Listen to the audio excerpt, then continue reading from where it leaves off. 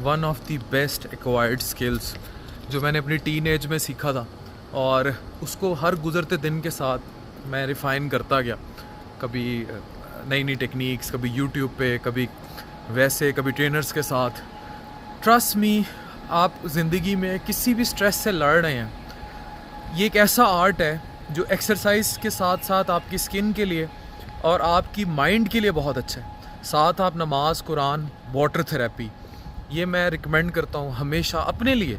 जितना मर्ज़ी tough stressor हो लाइफ में, पानी से अच्छी थेरेपी कोई नहीं है। साथ नमाज, कुरान, अब 8 आवर स्लीप, बैलेंस डाइट और अच्छी ज़िंदगी और सुकून, ये वाहिद चीज़ है जो आपको यहाँ से सेट रखेगी।